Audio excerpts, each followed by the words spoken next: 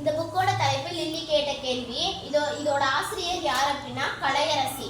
லில்லின்ற பொண்ணு 6ஆம் வகுப்பு படிக்கிறான். அவனோட அண்ணன் சண்முகவேல் அவன் வந்து 8ஆம் வகுப்பு படிக்கிறான். 2 பேருமே அரசு மேல்நிலை பள்ளியில தான் படிக்கிறாங்க.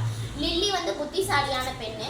லில்லி வந்து நிறையா கதைகள், அப்புறமேட்டு எனி டைமும் கேள்விகள் எல்லாமே கேட்டுட்டு இருப்பா. அவங்க அப்பா செத்த நேரமாச்சு, சும்மா இரு, அவங்க வாய் மூடுமா மூடாதா அப்படின்னு அவங்க அப்பா கேட்பாங்க. அவங்க அம்மா கண்டுக்கவே மாட்டாங்க. அவங்க மாமா வந்து பொறுமையா பதில் சொல்லுவாங்க அதை கேட்குற கேள்விக்கலாம். அவங்க மாமா பேர் வந்து அந்தோணி. அவங்க மாமாவை வந்து லில்லிக்கு ரொம்ப பிடிக்கும். அவங்க மாமா வந்து நிறையா விளையாட சொல்லி தருவாங்க, ஸ்கூட்டரில் கூட்டிகிட்டு போவாங்க. அந்த பொண்ணுகிட்ட வந்து ஒரு நண்பர் மாதிரி நடந்துப்பாங்க அவங்க மாமா. அதனால லில்லிக்கு வந்து அவங்க மாமாவை ரொம்ப பிடிக்கும். ஒரு நாள் லில்லியோட மாமா அமெரிக்கா போனாங்க. லில்லிக்கோட மாமா அமெரிக்கா போனாங்க. போய் ரொம்ப நாள் ஆயிட்டு. லில்லிக்கு ரொம்ப சோகம், இன்னமும் நம்ம மாமா வரலையே. அவங்க போய் கரெக்டாக 1 மாதம் ஆனிச்சு, எப்போ நம்ம இந்தியாவுக்கு வருவாங்க அப்படின்னு லில்லி யோசிச்சுக்கிட்டே இருந்தா. அப்போ லில்லியோட மாமா வந்தாங்க.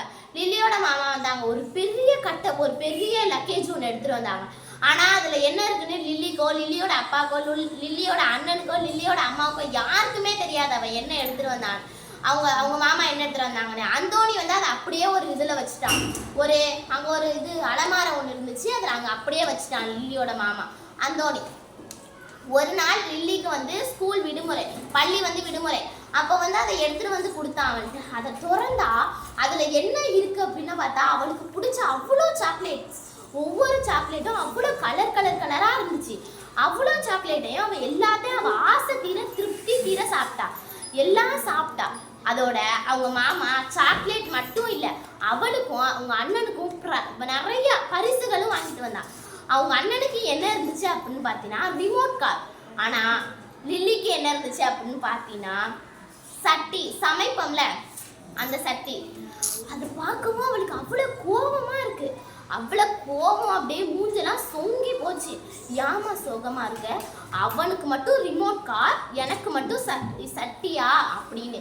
இல்லை, அப்பேலேருந்தே பொம்பளைங்க வந்து சமைப்பாங்க தான், நீ என்னோட பிள்ளையா இருந்தால் நீனும் சமைக்கணும் அம்மா மாதிரியே அப்படின்னு சொல்கிறான். நான் மட்டும் ஏன் சமைக்கணும் அப்படின்னு சொல்கிறான். இவளுக்கு ரொம்ப கோபம். அவங்க மாமாவும் திட்டுறாங்க கோபத்தில், இப்படிலாம் இருக்கக்கூடாது, அம்மா மாதிரி சமைக்கணும் தான், இது என்ன உனக்கு மட்டும் ரிமோட் கார் அப்படின்னு கேட்குறா. அந்தோணி கேட்குறான். அதோட ரொம்ப சோகமாக இருக்கிறான்.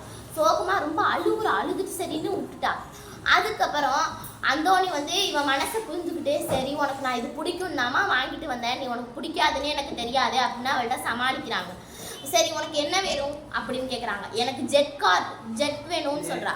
ஜெட் ரிமோட் இருக்குல்ல, அந்த ஏரோப்ளேன்லாம் பறக்கும்ல, அது எனக்கு வேணும் அப்படின்னு சொல்கிறான். சரின்னு சொல்கிறான். இதோட அவங்க மாமா போய் அதையும் வாங்கிட்டு வந்து கொடுக்குறான். இதில் நம்மளுக்கு நான் இந்த புக்கை படித்து எனக்கு என்ன விழிப்புணர்வு தந்துச்சு அப்படின்னு பார்த்தீங்கன்னா, ஆண்கள் மட்டும்தான் கார் ஓட்டணும், வேலைக்கு போகணும், வசதியாக இருக்கணும் அப்படின்னு இல்லை. பெண்களும் இருக்கலாம். கண்டிப்பாக பெண்களும் இருக்கலாம். பெண்களும் இந்த உலகத்தில் சாதிக்கலாம். ஆண்களுக்கு சமம் பெண்கள். வாசிப்பை நேசிப்போம்.